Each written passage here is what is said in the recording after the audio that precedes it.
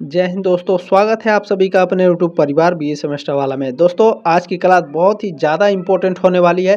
सभी साथियों को ये अपना क्लास ज़रूर शेयर कर दीजिएगा और ये आपका अपना ही चैनल है तो सब्सक्राइब भी कर लीजिएगा ताकि आप third semester, fourth semester, fifth और सिक्स सेमेस्टर में भी बीए सेमेस्टर वाला के साथ जरूर जुड़े रहें। बहुत ही ज़बरदस्त तरीके से तैयारी कराई जाती है। एक बार चैनल पर भी आप लोग विजिट करके देख लें। ऑब्जेक्टिव और लिखित दोनों तरीके से आपकी क्लासेस कराई जाती है, बिल्कुल फ्री में। आपसे एक भी पैसा नहीं लिया जाएगा। सारे पीडीएफ नोट क्लासेस सब फ्री में टेलीग्राम ग्रुप में सेंड कर दिया जाता है, तो वहाँ पर जा करके आप लोग ज्वाइन भी कर लीजिएगा। ठीक है, चलिए क्लास को स्टार्ट करते हैं। आज के इस क्लास के माध्यम से हम लोग कवर करेंगे बीए फर्स्ट ईयर है, सेकंड सेमेस्टर, पॉलिटिकल साइंस यानी राजनीति शास्त्र। राजनीति शास्त्र में आपको पढ़ना है पॉलिटिकल थ्योरी एंड कॉन्सेप्ट।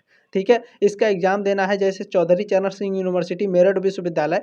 आप लोगों का एग्जाम का शेड्यूल जारी कर दिया गया है। ठीक है, 12 अप्रैल से आप लोगों का एग्जाम है, तो आप लोग लग जाइए। ठीक है, आप लोगों की क्लासेस आने शुरू हो गई हैं और सभी साथियों के साथ शेयर कर दीजिएगा कि बीए सेमेस्टर वाला चैनल पर क्लासेस शुरू हो गई हैं। ठीक है, सभी विश्वविद्यालयों के लिए महत्वपूर्ण है, जैसे राम मनोहर लोहिया वध विश्वविद्यालय में आपका लिखित होता है। ठीक है, और महात्मा गांधी काशी विद्यापीठ हो गया, सिद्धार्थ यूनिवर्सिटी हो गया। ठीक है, राजा महेंद्र प्रताप सिंह स्टेट यूनिवर्सिटी में तो ऑब्जेक्टिव होता है, अगर लिखित होगा तो भी आप लोग इस क्लास को अटेंड कर सकते हैं। Bhimrao Ambedkar university, Lucknow university, Mahatma Jyotiba Phule Rohilkhand university में लिखित एग्जाम होता है। बीयू झांसी है, अलीगढ़ मुस्लिम विश्वविद्यालय है, बनारस हिंदू विश्वविद्यालय है, महाराजा सुहेलदेव यूनिवर्सिटी है, माँ शाकुम्भरी यूनिवर्सिटी है। ठीक है, प्रोफेसर राजेंद्र सिंह यूनिवर्सिटी यानी रज्जू भैया यूनिवर्सिटी है, वीर बहादुर सिंह पूर्वांचल यूनिवर्सिटी में लिखित एग्जाम होता है। ठीक है, अवध यूनिवर्सिटी, और बात करें जेएनयू है। ठीक है, तमाम प्रकार के जितने भी विश्वविद्यालय हैं और उससे जो अफिलेटेड कॉलेज हैं सभी के लिए बाबू आप लोगों को टेंशन बिल्कुल भी नहीं लेना है, सारी चीज़ें फ्री में मिलेंगी। ठीक है, बिना देरी के चलिए पहले मैं आपको क्वेश्चन पेपर दिखा देता हूँ, फिर आपकी क्लासेस में स्टार्ट करूँगा। ठीक है, जितने भी क्वेश्चन बताऊँगा उन सभी क्वेश्चन का आंसर भी आपको मैं बताते चलूँगा। ठीक है, चले चलिए दोस्तों स्टार्ट करते हैं। जैसा कि मैंने आपको बताया कि पहले मैं आपको क्वेश्चन पेपर दिखा देता हूं। बीए सेकंड सेमेस्टर एग्जामिनेशन 2024 का एक क्वेश्चन पेपर है। ठीक है, पॉलिटिकल साइंस राजनीति शास्त्र। पेपर का नाम है पॉलिटिकल थ्योरी एंड कॉन्सेप्ट्स। ठीक है, ये आपका पेपर का नाम है। मैक्सिमम मार्क्स जो है आपका 75 रहेगा। 2 घंटे का समय दिया जाएगा आपको लिखने के लिए। ठीक है, सभी खंडों के उत्तर निर्देशानुसार दीजिए, यानी जितने भी इसमें नोट दिए गए हैं उसे पढ़ना अनिवार्य है। ठीक है, 3 सेक्शन में आपसे क्वेश्चन पूछे जाते हैं। अति लघु उत्तरीय प्रश्न, लघु उत्तरीय प्रश्न और दीर्घ उत्तरीय प्रश्न। ठीक है, तो सेक्शन ए में अति लघु उत्तरीय प्रश्न होते हैं और 50 शब्दों में उत्तर देने होते हैं और सभी प्रश्नों का उत्तर देना होता है। 10 क्वेश्चन पूछे जाते हैं। किसी किसी कॉलेज में 2 नंबर का ये अति लघु उत्तरीय होता है, किसी में आपके 3 नंबर के। ठीक है, तो ये बात आप लोग ध्यान रखेंगे।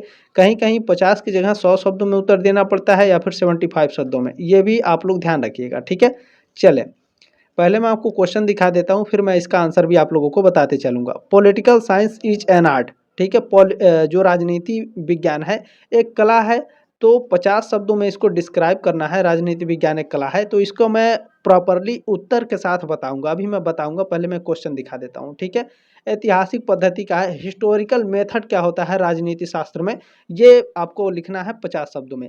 और क्वेश्चन को लिखना कैसे है, ये सबसे बड़ी बात होती है, ये भी मैं आपको सिखाऊंगा। चिंता करने की कोई आवश्यकता नहीं है। ठीक है ना, चले आप लोगों का डिमांड भी था तो डिमांड मैं आपकी पूरा करूंगा। बीए सेमेस्टर वाला आपके साथ है। ठीक है, देखिए थर्ड क्वेश्चन है पॉलिटिकल साइंस एंड सोशियोलॉजी। राजनीति विज्ञान और समाजशास्त्र, इसमें अंतर क्या है ये आपको बताना है। ठीक है, 50 शब्दों में, 100 शब्दों में या फिर 75 शब्दों में मैं अभी इसका उत्तर बताऊंगा। ठीक है, चौथा क्वेश्चन है divine theory of the origin of state.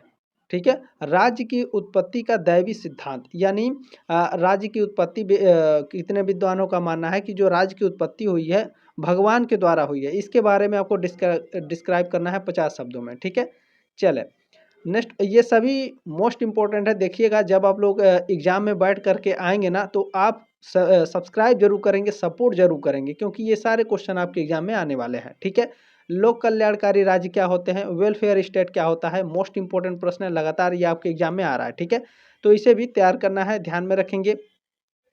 और होली की ढेर सारी शुभकामनाएं आप सभी लोगों को। ठीक है, देखिए 6 नंबर क्वेश्चन आपका लिबर्टी एंड जस्टिस, स्वतंत्रता और न्याय क्या है।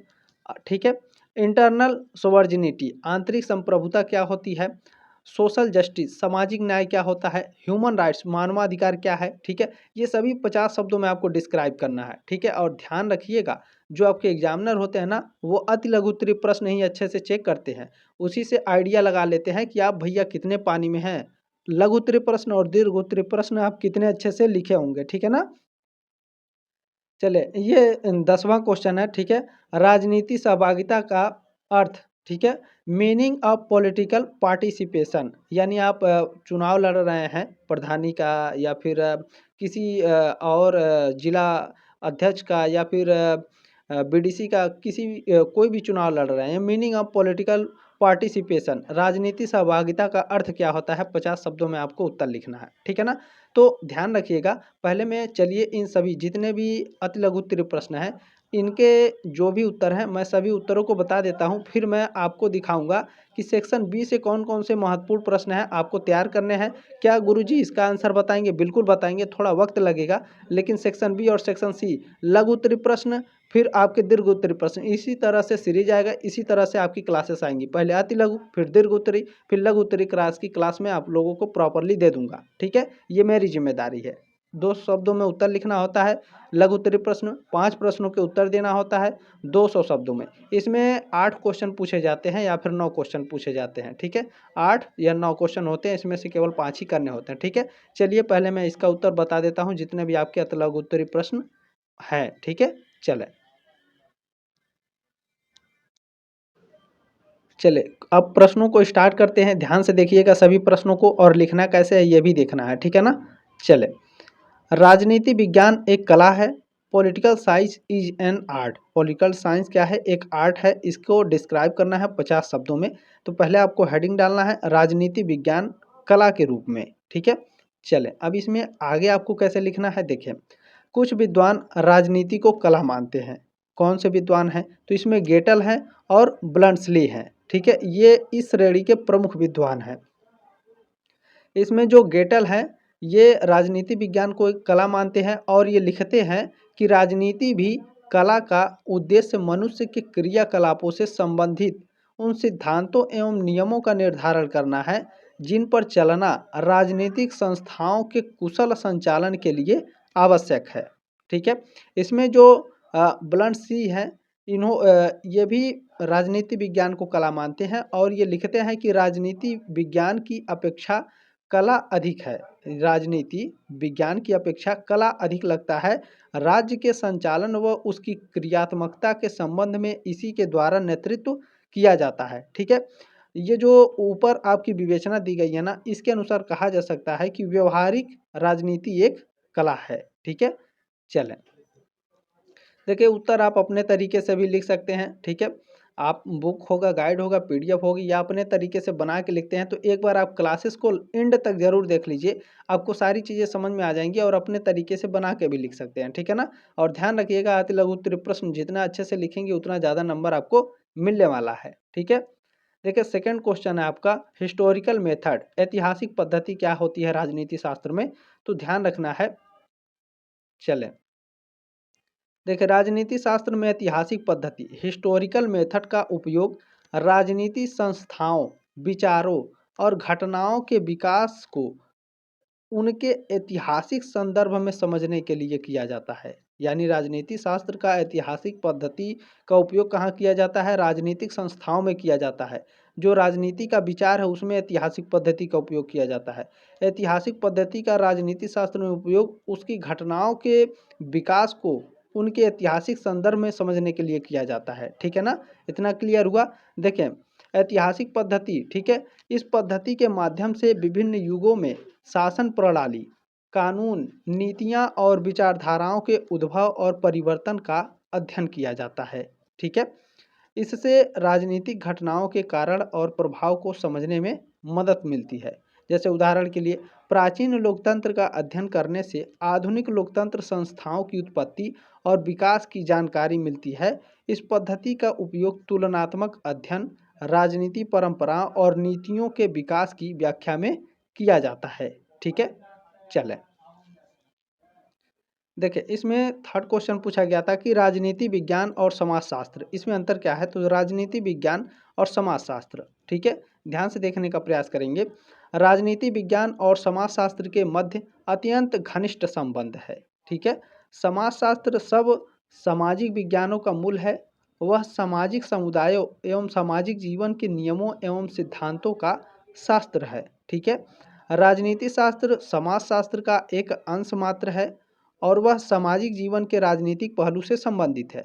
इससे स्पष्ट है कि समाजशास्त्र और राजनीति शास्त्र एक दूसरे के अत्यंत निकट हैं। ठीक है, अच्छा, इन दोनों शास्त्रों का इतना घनिष्ठ संबंध है राजनीति शास्त्र और समाजशास्त्र का कि इनमें कभी कभी इन तथ्यों का निवारण करना कठिन हो जाता है। कौन लेखक समाजशास्त्री है और कौन राजनीति दार्शनिक है। ठीक है, कैटलिन का मत है कि राजनीति शास्त्र और समाजशास्त्र अखंड है और वास्तव में वे एक तस्वीर के ही दो पहलू हैं। ठीक है, गिडिंग्स ने यहाँ तक लिख दिया है कि समाजशास्त्र के मूल सिद्धांतों से अनभिज्ञ यानी बिना जाने बूझे वाले व्यक्ति जो हैं इनको राज्य का विज्ञान पढ़ाना वैसा हुआ है जैसा कि न्यूटन के गति के नियम से अपरिचित व्यक्ति को खगोल विद्या या उष्मा गति से संबंधित शिक्षा देना हो। ठीक है, चलें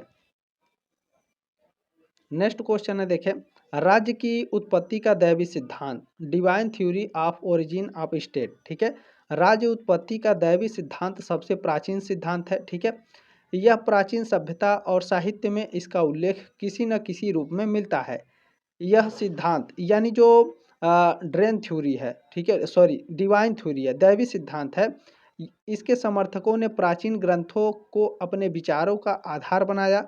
इस सिद्धांत के अनुसार राज्य ईश्वर निर्मित संस्था है जिसका शासन ईश्वर के प्रतिनिधि द्वारा चलाया जाता है। ठीक है, इसमें आगे आपको लिखना है, देखिए बहुत ही मोस्ट इंपॉर्टेंट है। दैवी सिद्धांत का सर्वप्रथम प्रतिपादन यहूदियों के धार्मिक ग्रंथ ओल्ड टेस्टामेंट में मिलता है। इसमें कहा गया है कि ईश्वर स्वयं राजाओं को चुनता है। भारत में महाभारत के शांति पर्व में भी उल्लेख है कि ईश्वर ने मनु को राजा बनाकर धरती पर भेजा। आपको सिक्स सेमेस्टर में ये पढ़ने को मिलेगा। ठीक है, ध्यान रखिएगा। गीता में श्री कृष्ण ने कहा, मनुष्यों में मैं राजा हूँ।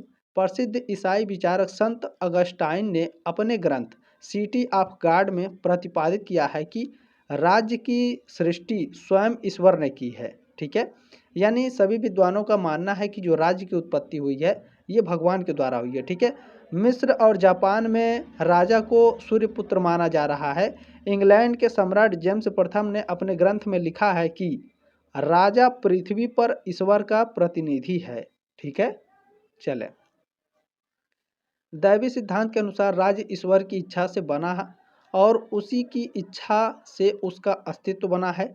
राजा ईश्वर का प्रतिनिधि है और उसी के अनुसार वह शासन करता है।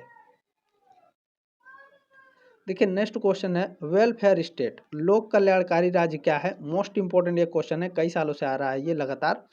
देखिए लोक कल्याणकारी राज्य का विचार नया नहीं है। प्राचीन भारत में राम राज्य की जिस अवधारणा का उल्लेख मिलता है वह लोक कल्याण की भावना पर ही आधारित है, किंतु वर्तमान समय में जिस अर्थ विशेष में इस अवधारणा का प्रयोग किया जाता है वह औद्योगिकरण की देन है। लोक कल्याणकारी राज्य के अंतर्गत प्रत्येक व्यक्ति को स्वतंत्र रूप से सर्वांगीण यानी सभी क्षेत्रों में विकास का अवसर प्रदान किया जाता है। ठीक है, इसमें कुछ विद्वान हैं, देखिए TW कैंट के अनुसार लोक कल्याणकारी राज्य क्या है। इन्होंने लिखा है कि लोक कल्याणकारी राज्य वह राज्य है जो अपने नागरिकों के लिए व्यापक सामाजिक सेवाओं की व्यवस्था करता है। ठीक है, डॉक्टर अब्राहम के अनुसार लोक कल्याणकारी राज्य है। इन्होंने लिखा है कि लोक कल्याणकारी राज्य का अर्थ है राज्य के कार्य क्षेत्र का विस्तार ताकि अधिक से अधिक लोगों का कल्याण हो सके। देखिए नेक्स्ट क्वेश्चन पूछा गया था, स्वतंत्रता और न्याय लिबर्टी एंड जस्टिस क्या है।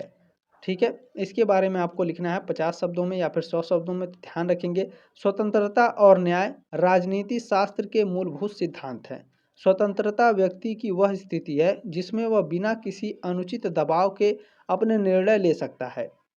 वह व्यक्ति ठीक है, यह व्यक्ति के केवल अधिकारों और कर्तव्यों का संतुलन बनाती है, जो स्वतंत्रता होती है। ठीक है, न्याय क्या है, तो न्याय समाज में समानता और निष्पक्षता स्थापित करता है। न्याय जो है यह सुनिश्चित करता है कि प्रत्येक व्यक्ति, जितने भी व्यक्ति हैं, उन उसके अधिकार और उनको अवसर मिले। ठीक है, न्याय के बिना स्वतंत्रता अराजकता की ओर ले जा सकती है, जबकि स्वतंत्रता के बिना जो न्याय है वह निरंकुशता बन सकता है। ठीक है, दोनों का संतुलन समन्वय ही एक आदर्श राजनीति व्यवस्था का आधार है। यानी दोनों में स्वतंत्रता और समानता सेम होना चाहिए, दोनों का बैलेंस समान होना चाहिए। ठीक है, चले इसमें नेक्स्ट क्वेश्चन आपसे देखिए क्या पूछा है, इंटरनल सॉवर्जिनिटी आंतरिक संप्रभुता क्या होती है। ठीक है, तो ध्यान रखिएगा। देखें, आंतरिक संप्रभुता से तात्पर्य किसी राज्य की उस सर्वोच्च शक्ति से है जो अपने क्षेत्रों के भीतर पूर्ण नियंत्रण रखती है। जैसे कोई राज्य है, ठीक है, तो राज्य की जो सर्वोच्च शक्ति है वो क्या करता है, अपने क्षेत्र के भीतर जो राज्य है उसके भीतर पूर्ण नियंत्रण रखती है। जैसे उत्तर प्रदेश हो गया, अलग अलग जो राज्य हैं, बिहार है, झारखंड है, राजस्थान है। ठीक है, इस तरह से, और सभी नागरिकों तथा संस्थाओं पर शासन करती है। ठीक है, यह संप्रभुता राज्य को अपने संविधान, कानूनों और नीतियों को स्वतंत्र रूप से निर्धारित करने का अधिकार देती है, बिना किसी बाहरी हस्तक्षेप के। ठीक है, आंतरिक संप्रभुता विधायिका, कार्यपालिका और न्यायपालिका के माध्यम से लागू होती है। यह शासन स्थिरता, कानून व्यवस्था और नागरिक अधिकारों की सुरक्षा सुनिश्चित करती है। यदि आंतरिक संप्रभुता कमजोर होती है तो राज्य में अराजकता, विद्रोह या बाहरी हस्तक्षेप की संभावना बढ़ जाती है। ठीक है, चलें देखिए नेक्स्ट क्वेश्चन है, सामाजिक न्याय सोशल जस्टिस क्या होता है। ठीक है, इसके बारे में आपको लिखना है 50 शब्दों में। देखिए, सामाजिक न्याय राजनीति शास्त्र का एक महत्वपूर्ण सिद्धांत है जिसका उद्देश्य समाज में समानता, निष्पक्षता और समावेशिता स्थापित करना है। यह सभी वर्गों को बिना किसी भेदभाव के समान अवसर, अधिकार और संसाधन प्रदान करने पर बल देता है। ठीक है, सामाजिक न्याय जाति, धर्म, लिंग, आर्थिक स्थिति और क्षेत्रीय असमानताओं को दूर करने का प्रयास करता है। ठीक है ना, यह सकारात्मक भेदभाव जैसे कि आरक्षण है और विशेष नीतियां, इसके माध्यम से वंचित और शोषित वर्गों को सशक्त बनाता है। इसका मुख्य लक्ष्य एक ऐसा समाज बनाना है जहां प्रत्येक व्यक्ति को गरिमा, स्वतंत्रता और समान अवसर प्राप्त हो सके। देखिए नेक्स्ट क्वेश्चन क्या है, ह्यूमन राइट्स मानवाधिकार क्या है। तो ध्यान रखेंगे, आपको लिखना है कैसे। देखिए, मानवाधिकार वे मौलिक अधिकार हैं जो प्रत्येक व्यक्ति को जन्म से प्राप्त होते हैं। ठीक है, मानवाधिकार क्या है, मानवाधिकार हमारा वो मौलिक अधिकार है जो हमें जन्म से प्राप्त होता है। ठीक है, और जिनका संरक्षण राज्य तथा अंतर्राष्ट्रीय संगठन करते हैं। ये अधिकार व्यक्ति की स्वतंत्रता, गरिमा और समानता सुनिश्चित करते हैं। ठीक है ना, देखिए मानवाधिकारों में जीवन का अधिकार, स्वतंत्रता का अधिकार, अभिव्यक्ति की स्वतंत्रता है, शिक्षा, स्वास्थ्य, कार्य और सम्मान पूर्वक जीवन जीने का अधिकार शामिल है। संयुक्त राष्ट्र द्वारा 1948 में मानवाधिकारों की सार्वभौमिक घोषणा यूडीएचआर अपनाई गई। ठीक है, जिसने इन्हें वैश्विक स्तर पर मान्यता दी। ये अधिकार लोकतंत्र, सामाजिक न्याय और शांति के लिए आवश्यक है और किसी भी प्रकार के भेदभाव से मुक्त होते हैं। ठीक है, चलें नेक्स्ट क्वेश्चन है, राजनीति सहभागिता का अर्थ। ठीक है, मीनिंग ऑफ पॉलिटिकल पार्टिसिपेशन। देखें, इसका उत्तर कैसे लिखना है, मतलब सीधे सीधे इस प्रश्न का मतलब है, आप लोग समझ रहे होंगे। देखें, पॉलिटिकल पार्टिसिपेशन यानी आपको चुनाव में भाग कैसे लेना है। इस तरह से भी आप बना करके अगर भूल जाएंगे तो लिख सकते हैं, लेकिन ध्यान रखेंगे कम से कम 2-3 बार इस क्लास को अटेंड कर लीजिएगा। ठीक है, देखें, राजनीति सहभागिता से तात्पर्य उन सभी गतिविधियों से है जिनमें नागरिक अपने राजनीतिक विचारों को व्यक्त करते हैं और राजनीतिक निर्णय लेने की प्रक्रियाओं में शामिल होते हैं। इसमें मतदान है, चुनाव का प्रचार है, राजनीतिक दलों में सदस्यता लेते हैं, सार्वजनिक विरोध है और जनमत संग्रह जैसी गतिविधियां शामिल है। राजनीतिक सहभागिता किसी भी लोकतंत्र के लिए महत्वपूर्ण है। यह नागरिकों को सरकार के निर्णयों को प्रभावित करने और अपने अधिकारों की रक्षा करने की अनुमति देती है। एक उच्च स्तर की राजनीतिक सहभागिता एक अधिक जवाबदेह और पारदर्शी सरकार की ओर ले जाती है और यह सुनिश्चित करती है कि नीतियां सभी नागरिकों के हितों को दर्शाती है। ठीक है, क्लियर हुआ। 10 क्वेश्चन थे, 10 क्वेश्चन मैंने बता दिया आपको। अब चलिए मैं आपको सेक्शन बी और सेक्शन सी जितने क्वेश्चन है उतने मैं दिखा देता हूँ, बाकी इसका जो आंसर है वो भी मैं आपको बताते चलूँगा, ठीक है। चले इसमें जितने सेक्शन ए में क्वेश्चन थे मैंने सारे क्वेश्चन आपको बता दिए हैं, ठीक है। देखिए अब सेक्शन बी स्टार्ट हो जाएगा। इसमें 5 प्रश्न करने होते हैं, 200 शब्दों में आपको उत्तर देना होता है, ठीक है। और एक क्वेश्चन लिखने के लिए आपको 5 नंबर मिलेंगे, ये भी आप लोग ध्यान रखिएगा। सॉरी 7 नंबर मिलते हैं, ठीक है। 5 क्वेश्चन लिखने के लिए यानी 35 नंबर मिलेगा आपको, ठीक है। तो देखिए फर्स्ट क्वेश्चन है, भारतीय समाज के संदर्भ में मानवाधिकारों की उपयोगिता बताइए। ये मोस्ट इंपॉर्टेंट क्वेश्चन है, इसे अच्छे से तैयार कर लेंगे। नेक्स्ट क्वेश्चन है, देखिए कई सालों से आ रहा है कि लोकतंत्र में राजनीतिक दलों का क्या महत्व है, वेरी वेरी मोस्ट इंपॉर्टेंट है, इसे भी आपको तैयार करना है। मैं इसका उत्तर बताऊंगा, इसकी क्लास आएगी प्रॉपरली, चिंता करने की आवश्यकता नहीं है, तब तक आप लोग पढ़ते रहेंगे, ठीक है।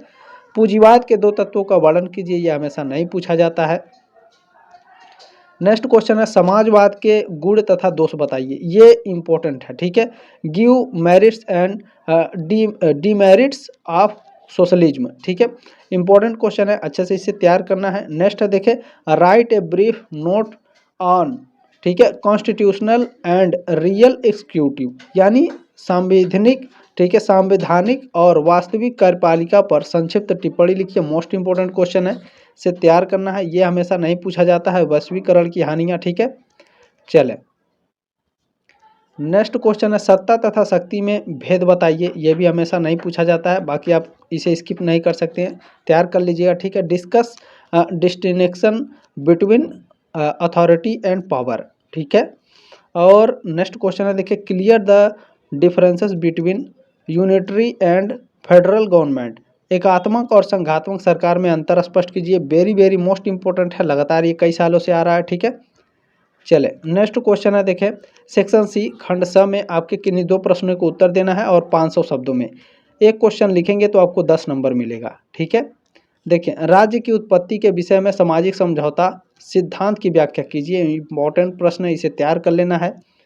नेक्स्ट क्वेश्चन है, देखें मतदान व्यवहार को प्रभावित करने वाले तत्वों का वर्णन कीजिए, ठीक है, ये इंपॉर्टेंट नहीं है, हर साल नहीं आता है। नेक्स्ट क्वेश्चन है, देखें आर्थिक समानता के बिना राजनीतिक समानता निरर्थक है, व्याख्या कीजिए, यह भी हमेशा नहीं आता है। संसदीय शासन के गुण दोषों की विवेचना कीजिए, ये इंपॉर्टेंट है, ठीक है। Discuss the merits and demerits of parliamentary government, ठीक है, इंपॉर्टेंट है, इसे तैयार कर लेना है। बाकी जितने भी मैंने आपको क्वेश्चन बताया ना, जो सेक्शन बी और सेक्शन सी के, इन सभी के क्लासेस आएंगे प्रॉपरली, ठीक है, तो चिंता आपको नहीं करना है, तब तक आप पढ़ते रहिएगा। बाकी मैं जितने भी क्लासेस हैं आपके लिए लाऊंगा, ऑब्जेक्टिव और लिखित दोनों क्लासेस आपकी आने वाले हैं, ठीक है। तो ये आपका अपना ही चैनल है, प्लीज़ सब्सक्राइब जरूर करेंगे, क्लास को एक लाइक करके जाएंगे। जल्दी मिलेंगे आपके नेक्स्ट क्लास में, तब तक के लिए जय हिंद, वंदे मातरम।